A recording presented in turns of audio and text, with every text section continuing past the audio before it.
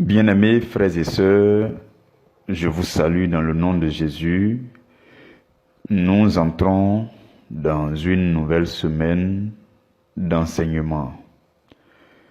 Une semaine de cheminement avec la parole de Christ. Une semaine de communion avec le Saint-Esprit. Une semaine dans la présence de Dieu. Une semaine autour de la parole de Dieu. Une semaine avec les révélations nouvelles, les révélations fraîches du royaume. Une semaine à la découverte de choses nouvelles. Une semaine pour saisir encore beaucoup de trésors du royaume. Une semaine de grâce, une semaine de paix, une semaine de restauration. Une semaine de visitation, une semaine de délivrance, une semaine de liberté, une semaine de vie abondante, une semaine de joie, une semaine de gaieté, une semaine de bonne humeur, une semaine de douceur, d'amour, une semaine de contemplation des choses magnifiques du royaume. C'est cette semaine que nous commençons ensemble avec le Seigneur. Le Seigneur nous fait la grâce d'être réunis sur les différentes plateformes priorité à l'Évangile et le Seigneur nous conduit également en tant que famille, il nous conduit à travers les temps d'enseignement, les séminaires. Et nous sommes dans une nouvelle saison d'enseignement. Et le thème général de cette saison, comme vous le savez, c'est la foi vivante. La foi vivante. C'est un séminaire de 7 mois en tout. Avec des enseignements chaque jour, durant les 7 mois. Chaque jour du lundi au samedi, chaque jour à minuit. Et il y a un sujet pour chaque mois. Le sujet pour ce mois d'avril, c'est comment accéder à la dimension de la foi éclairée. Comment accéder à la dimension de la foi éclairée. Ce sujet, nous sommes en train de le méditer, de le décortiquer jour après jour depuis ce mois d'avril et nous tendons vers la fin. Il nous reste encore quelques 5 sous-thèmes à méditer ensemble pour ce sujet et nous entrerons dans le mois de mai qui va ouvrir les portes sur un nouveau sujet que je vais vous énoncer d'ici la fin de la semaine. Mais pour terminer toute chose en beauté, voyez-vous, la Bible dit que la fin d'une chose vaut mieux que son commencement. Et Dieu réserve toujours les meilleures choses vers la fin. Voilà pourquoi, pendant que nous commençons cette semaine, je voudrais te demander de te disposer pour que nous puissions vivre ensemble une semaine de communion, une semaine très riche en termes de révélation, en termes de grâce. Une semaine bénéfique et profitable pour ta vie et pour ma vie, pour ton existence sur la terre, pour ta mission sur la terre.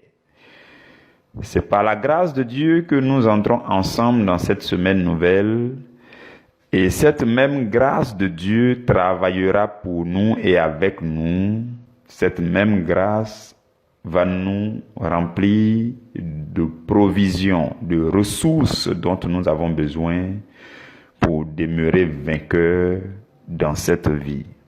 C'est ce que Dieu a prévu faire.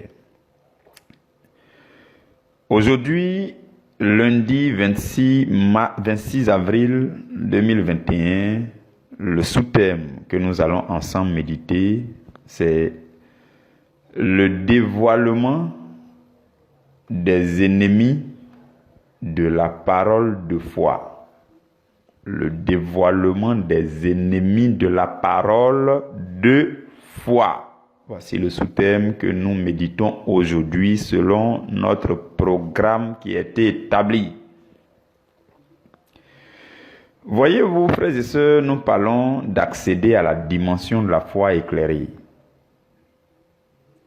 Et pour accéder à une dimension quelconque, pour accéder à une zone quelconque,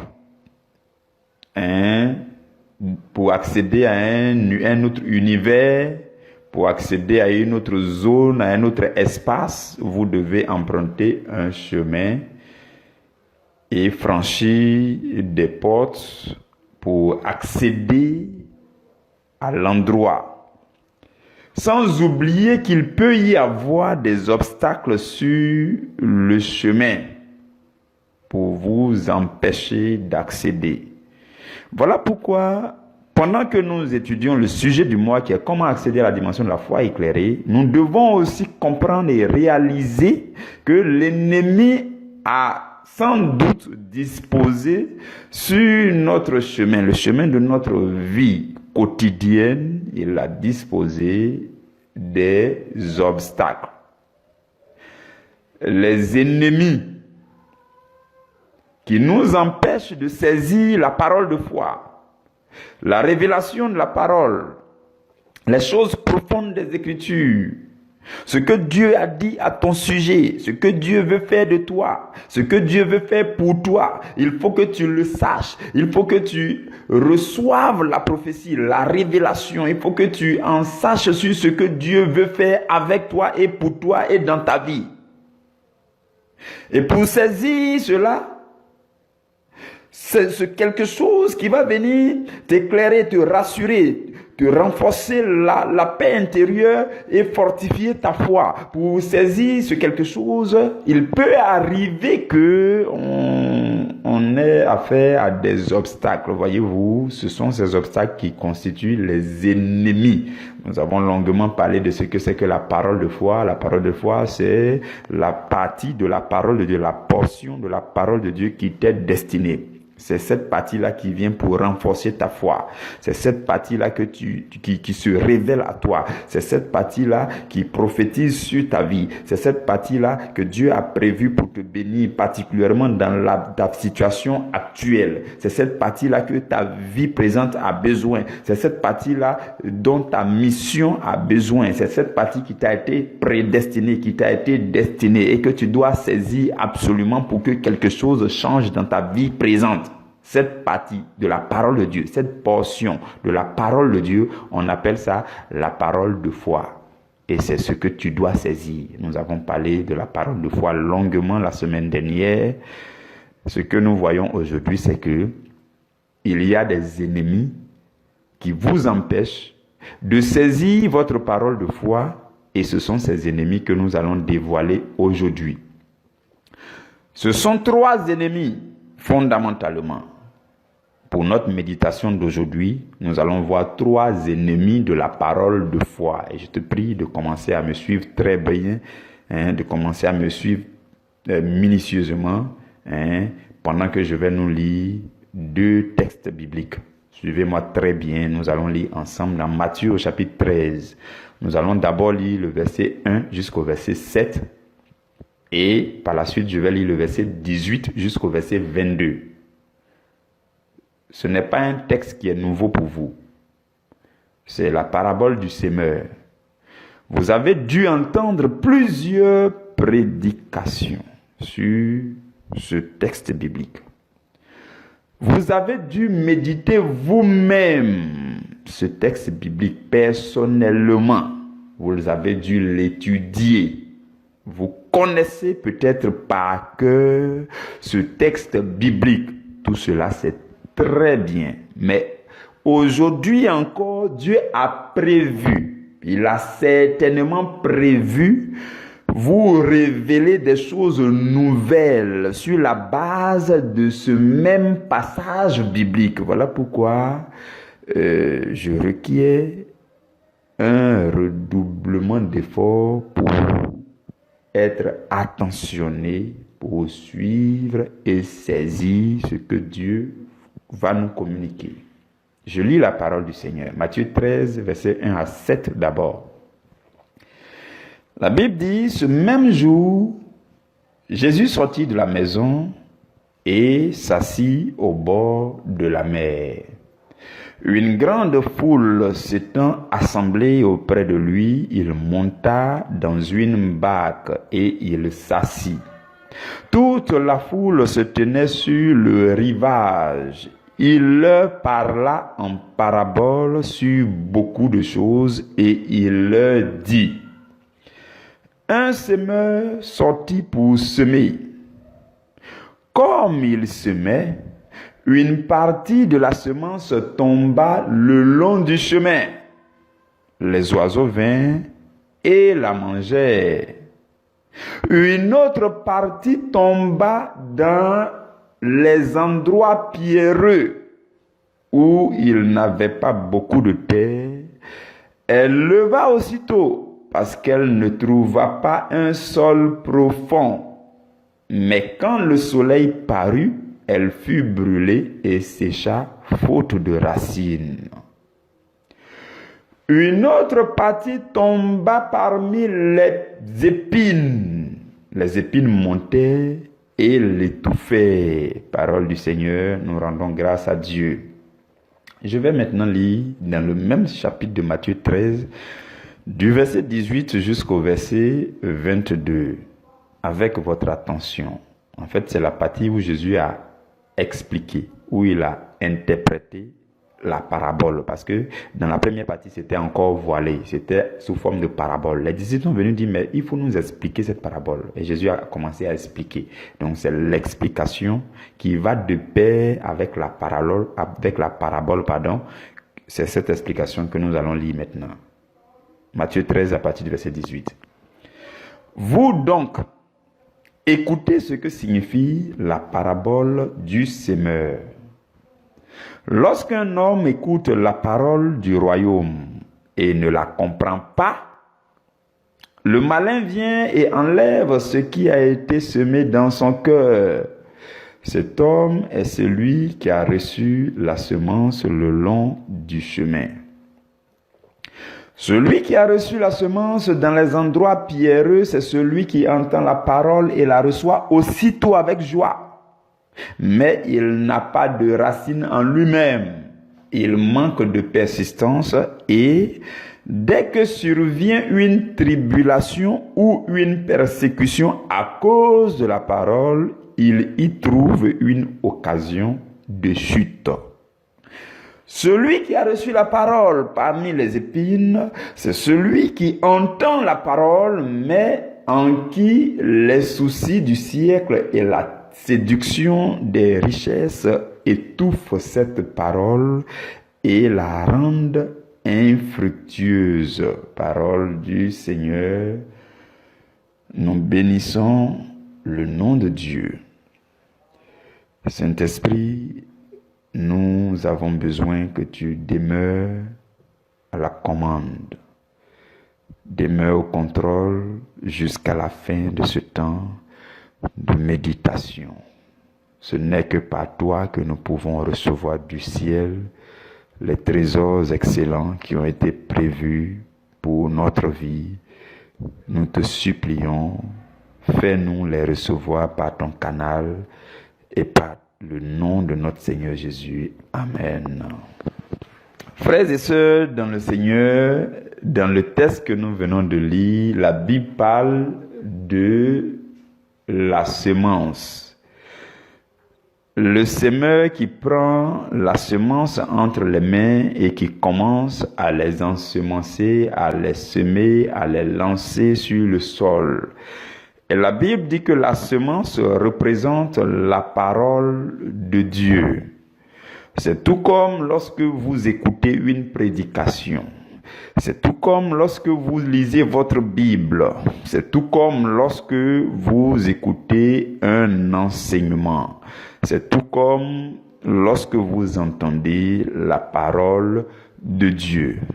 Mais la Bible parle de 4 types de terre, 4 types de sol. Mais aujourd'hui, ce que Dieu veut nous communiquer provient des 3 premiers types de sol.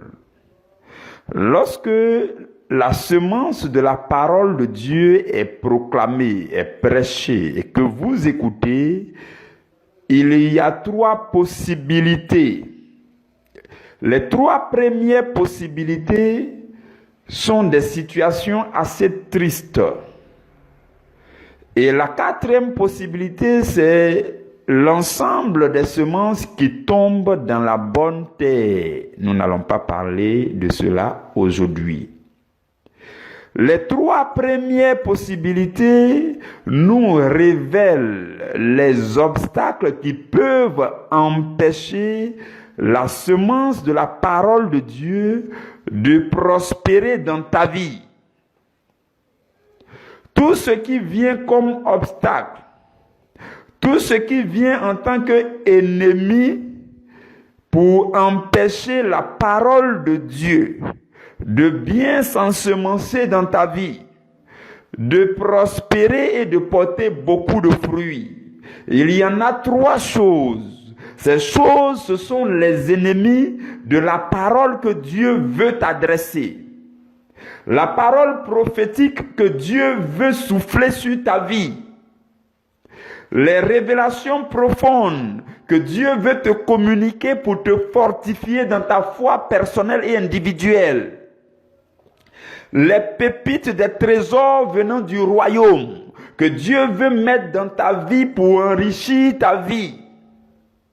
La parole de Dieu qui t'est adressée, la chose que Dieu a prévue pour ta vie, pour décompter les situations présentes de ta vie.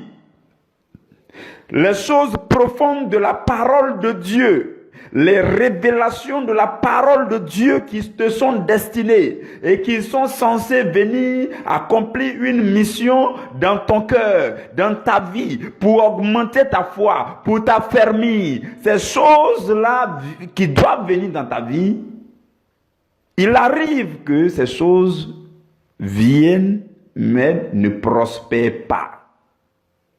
C'est une situation triste, frères et sœurs.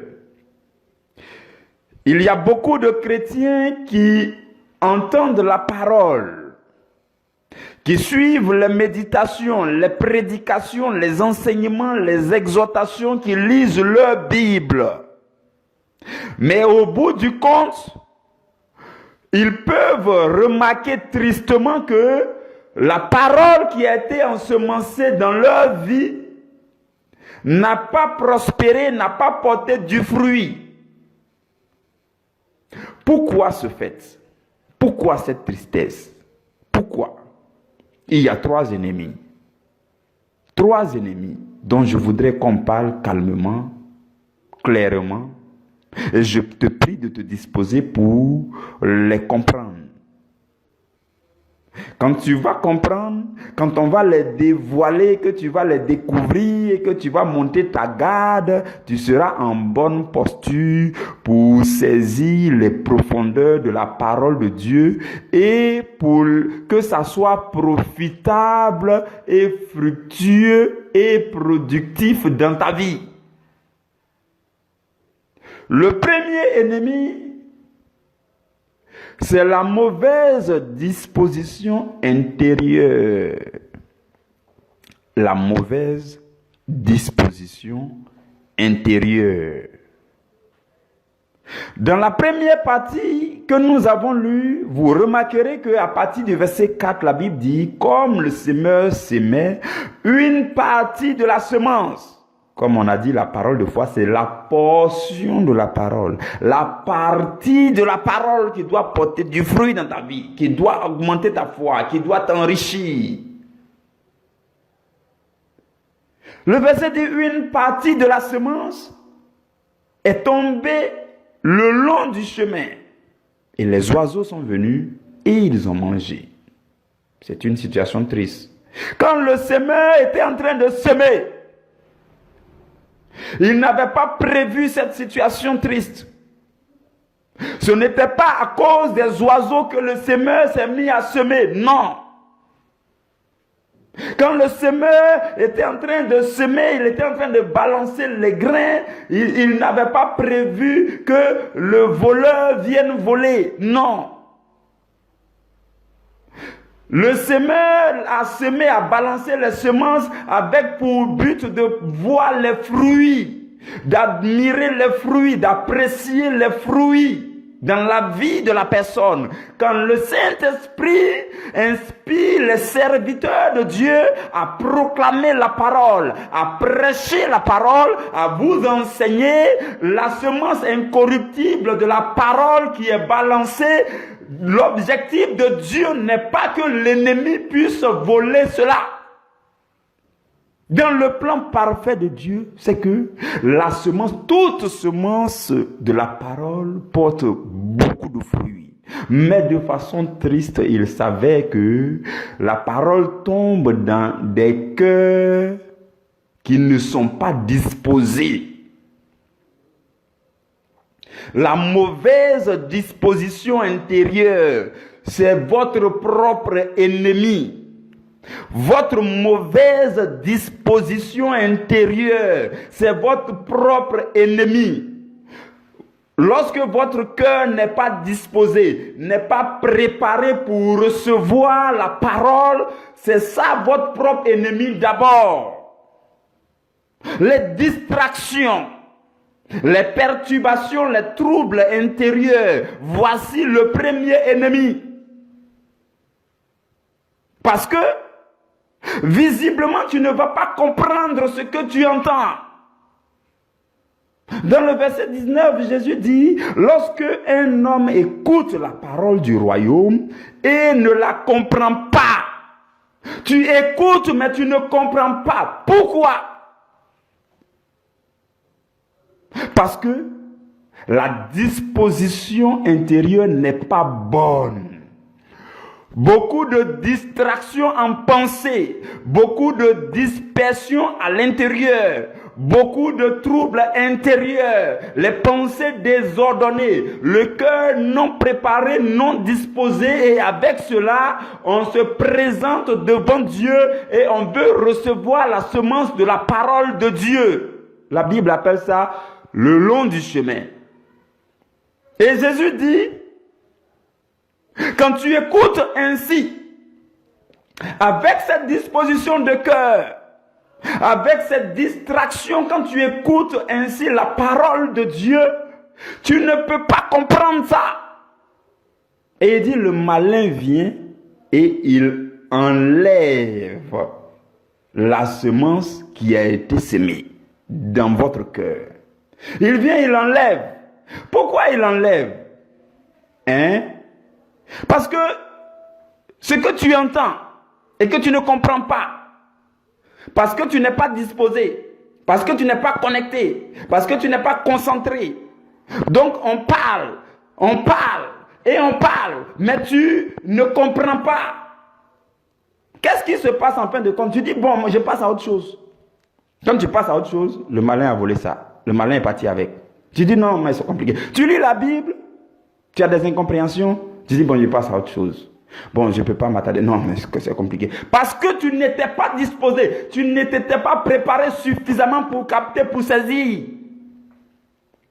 Tout ce que nous sommes en train d'enseigner durant ce mois va aider les gens à puiser le maximum de choses précieuses dans la parole.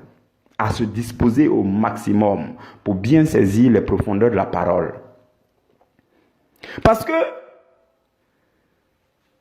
tu lis. Et à cause de la mauvaise disposition dans ton cœur, tu ne comprends pas. Parce que pendant que tu lis, il y a du bruit. Pendant que tu lis, tes pensées sont ailleurs. Pendant que tu lis, tu penses à ton ami chez qui tu as pris crédit et qui est en train de te poursuivre depuis là. Tu penses à lui. Hein? Ou bien tu penses au magasin où tu devais aller acheter chaussures, là, la pointure qui ça t'a pas rentré là, c'est la chaussure là, la plus belle. Donc comme ça t'a pas rentré, tu veux voir, tu étais en train de réfléchir comment tu vas faire pour que tes pieds rentrent dedans forcément alors que c'est pas ta taille. Ces choses-là sont bizarrement dans tes pensées pendant que tu ouvres ta Bible, pendant que tu écoutes une prédication. Comment peux-tu comprendre? La disposition du cœur n'est pas bonne. Ou bien tu penses à autre chose. Souvent, c'est à manger que tu penses. Manger. Ou bien, il y a un gars qui te fatigue, c'est son visage seulement qui vient. Quand toi, tu lis verset biblique, là, c'est son visage seulement qui vient. Tu ne peux pas comprendre la parole dans ces conditions. Ce n'est pas possible. Le manque de disposition intérieure fait que on lit et on ne comprend pas. Souvent, on trouve que c'est normal, mais c'est la raison que je viens de vous dire. On trouve que c'est normal, mais c'est la raison. Beaucoup de choses en pensée, beaucoup de choses à la fois, beaucoup de choses, le manque de calme intérieur, le manque de paix intérieure, le manque de disposition intérieure, la mauvaise disposition. Vous vous approchez de Dieu avec un cœur troublé, un cœur. Voilà pourquoi. Vous allez vous souvenir, je vous dis régulièrement, toutes les fois que vous ouvrez votre Bible, prenez ne serait-ce qu'une minute de prière, d'adoration pour que votre tension puisse revenir à la normale. Et dans cette une minute, ça peut être une minute, j'ai dit une minute parce que c'est le minimum. Une minute, 2 minutes, 3 minutes, ça peut être 5 minutes, ça peut être 10 minutes. Vous priez pour que votre calme revienne, votre paix revienne. Et dans cette prière, vous invoquez la présence de l'Esprit. La Bible dit, ce qui est des hommes, c'est l'Esprit des hommes qui leur permet de comprendre.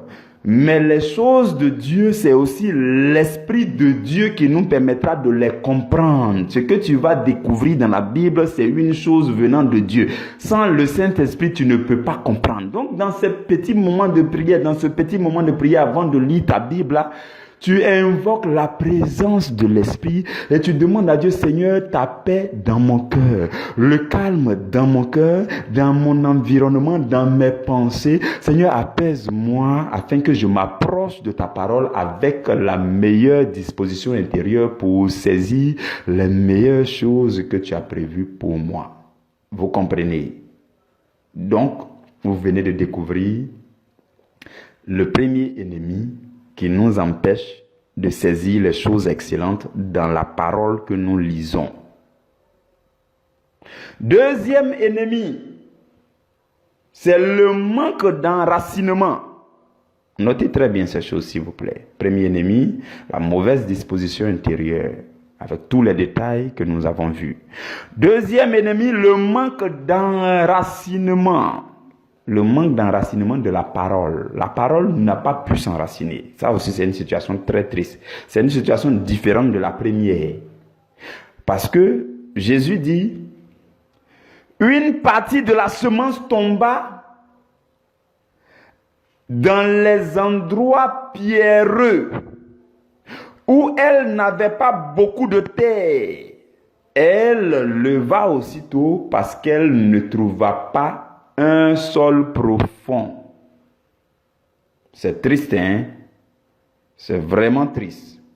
Donc cette deuxième catégorie, ou alors ce deuxième ennemi, c'est en fait le manque d'enracinement. Et c'est dû à quoi? Nous allons voir ça dans les détails. Voyez-vous, Jésus dit, c'est le type de personnes, eux là, ils reçoivent la parole aussitôt avec la joie. Oui. Il y a des gens, quand on prêche la parole, c'est vrai que la parole, c'est un sujet de joie, ça communique la joie, c'est fortifiant, puisqu'il y a des révélations, des choses qui se révèlent à nous, des choses puissantes qu'on n'a jamais entendues, qu'on entend. Vraiment, c'est époustouflant et ça donne la joie, c'est magnifique, ça nous fait bouger de l'intérieur, de tout côté. Vraiment, c'est beau, c'est magnifique, c'est riche, ça illumine, c'est éclatant, c'est glorieux, ça confère la joie, c'est beau, c'est bon. Mais il y a beaucoup de personnes qui sont rapidement joyeux. Et la suite, c'est la catastrophe. Jésus dit, ils reçoivent la parole aussitôt avec joie. Ceux qui reçoivent la semence dans les endroits pierreux, c'est aussitôt avec joie. Donc faites attention à vous lorsque à chaque fois, vous vous pressez pour dire, oh gloire à Dieu, ben, j'ai bien prêché, oh mais je suis dans la joie. C'est bon, c'est très bien, mais gardez votre calme. Gardez votre calme. Faut pas, la suite va être triste. Si vous vous réjouissez de la parole, gardez votre calme et restez dans le même cap jusqu'à pratiquer la parole. Ce n'est pas ceux qui se réjouissent de la parole là qui profiteront de la parole. C'est ceux qui écoutent, qui se réjouissent de la parole et qui pratiquent la parole. Donc ça ne sert à rien de se réjouir devant tout le monde. Tu envoies un beau message, oh berger, oh bravo berger, gloire à Jésus. Ok, on a compris. Ok, maintenant après ça tu fais quoi? Est-ce que tu appliques ou bien tu passes à autre chose et puis c'est fini? Si tu passes à autre chose, ton ennemi, c'est le manque d'enracinement. Et c'est dû au fait que ton cœur est comme un cœur pierreux. Je veux que vous compreniez cette image. C'est un cœur dur, endurci. Mais en fait, c'est recouvert d'un peu de sol. Parce que la Bible dit que le sol n'était pas profond. Vous voyez souvent dans les champs, il y a une partie où il y a des gravats, il y a des pierres. Vous voyez, non, il y a des cailloux. Maintenant, il y a sable dessus. Si tu ne regardes pas bien, tu vas penser que c'est une bonne terre. Mais il y a sable dessus. Mais le sable là n'est pas beaucoup. Donc, le sol là n'est pas profond. Donc, quand on met la semence là-bas, ça va pousser. Ça va bien pousser. Mais ça ne va jamais devenir grand arbre. Est-ce que vous avez déjà vu un grand arbre pousser sur la dalle, la terrasse de votre bâtiment là? Il y a des petites parties où il y a des sables. Il peut y avoir une petite plante là-bas. Mais vous n'allez jamais trouver un grand arbre en train de pousser dans ce coin. Ce n'est pas possible. Là où on a mis ciment, ou bien on a mis béton, ou bien sur le goudron, il y a un petit sable à côté. Il peut y avoir une petite plante. Quand le soleil va apparaître, ça va sécher, faute de racines. L'objectif de Dieu n'est pas que la parole que tu entends puisse pousser une petite plante et puis ça s'arrête là. Non! Quand tu entends la parole de Dieu, Dieu désire que cette parole prospère dans ton cœur, puisse pousser pour grandir, donner un grand arbre, porter beaucoup de fruits. Donc, la place de la parole, ce n'est pas dans cet endroit, ce cœur dur, recouvert d'un peu de chair. Vous voyez, non, le cœur endurci, là, c'est le cœur où, tout de suite, vous ne pouvez pas savoir. C'est pour ça que la Bible dit, il se réjouit facilement de la parole.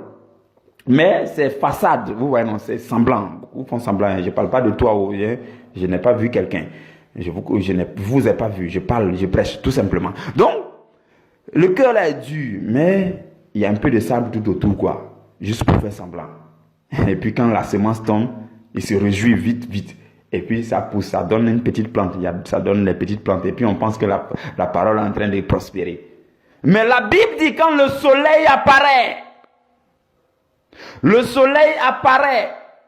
Le soleil, ce sont les tribulations, les persécutions à cause de la parole. Les tribulations. La parole de Dieu que tu as entendue là, tu dois être d'accord avec, jusque dans les actions. Tu as entendu la parole qu'on a prêchée, tu t'es réjoui de cette parole, c'est bon, mais dans ta vie, dans les actions de chaque jour, tu dois agir en conformité avec cette parole. Tu ne dois pas trahir cette parole.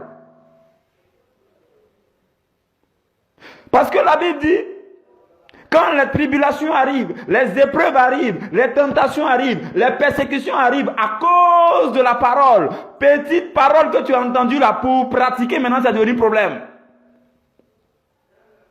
Parce que l'ennemi veut te persécuter, l'ennemi te demande la parole ou bien le péché.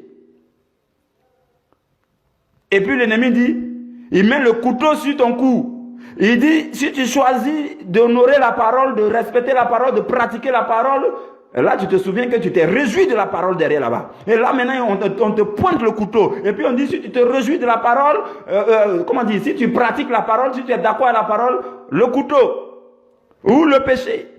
Et puis tu dis, le péché, la désobéissance, la paresse, la faiblesse. La Bible dit ce sont des persécutions à cause de la parole. Si tu l'as fait, tu viens de trahir la parole. Si tu étais réjoui de la parole, le berger a prêché, c'est bon, tu as entendu les enseignements, c'est bon, tu as lu un verset biblique, c'est bon, tu t'es réjoui. Tu as dit sur tous les toits que oui, tu es édifié, non, je suis béni, oh non, je suis enrichi aujourd'hui. On a compris. Mais dans tes actions de chaque jour, durant les jours après, tu dois continuer à être d'accord avec cette parole. Tu dois mettre en pratique. C'est alors que ça va porter du fruit. Sinon, tu t'es trahi, tu as trahi aussi la parole. Et la Bible dit que ce sont les persécutions à cause de la parole. Et c'est ça qui fait que ils y trouvent une occasion de chute. La plante là, qui a poussé ses racines dans un sol qui est peu profond. Et le sol là était sur le cœur endurci, le cœur pierreux. Cette petite plante, cette pauvre graine qui voulait devenir un grand arbre, n'a pas trouvé un bon endroit. Et voilà que sa vie se termine au stade d'une petite plante.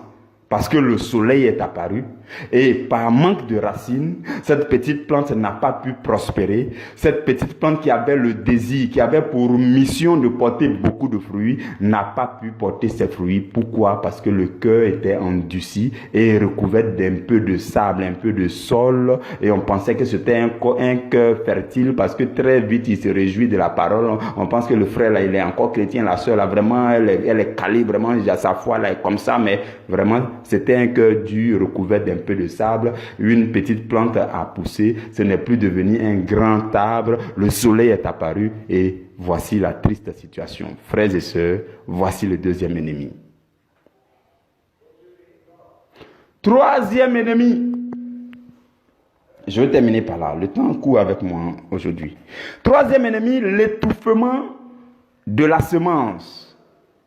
Il peut arriver que la semence tombe dans un cœur fertile, dans une bonne terre. Mais tout autour, il y a les ronces, les épines. Il y a des choses qui sont dangereuses tout autour, qui viennent pour étouffer la semence. La semence, la terre en bas, elle est bonne. La graine est tombée et la semence a commencé à pousser et c'est devenu la plante. La plante maintenant veut grandir pour devenir un grand arbre, mais tout autour il y a des épines. Et Jésus dit que ces épines représentent les soucis de ce monde. Les soucis que tu te fais. Depuis chaque jour, Dieu dit, ne t'inquiète de rien. Sois sans crainte. Mais tu continues de t'inquiéter des soucis. Qu'est-ce que tu vas manger? Qu'est-ce qui va faire ceci? Oh, les soucis. Oh, ceci. Des problèmes. Tu penses à ça. Tes soucis. Et même les soucis vont te pousser jusqu'à ce que les séductions des richesses deviennent une tentation pour toi. Et au milieu de tout ça, ta foi est étouffée. La parole est étouffée. La semence est étouffée. Voici le troisième ennemi. L'étouffement de la semence. Et l'ennemi véritable, en fait, ce sont les soucis du siècle, les séductions. C'est eux qui viennent pour causer l'étouffement de la semence. Vous comprenez, frères et sœurs? Je pense que je vais m'arrêter là pour aujourd'hui. C'est le début de la semaine, on n'a pas droit de trop durer. Donc, je nous rappelle les trois ennemis de la parole de foi, les trois choses qui nous empêchent de saisir la parole de foi. Il y a la mauvaise disposition intérieure qui représente aussi un cœur non préparé, non disposé, rempli de distractions et qui fait que nous avons des incompréhensions et quand on a des incompréhensions, en voulant passer à autre chose, on oublie la chose et ça disparaît. Ça, c'est la première tristesse.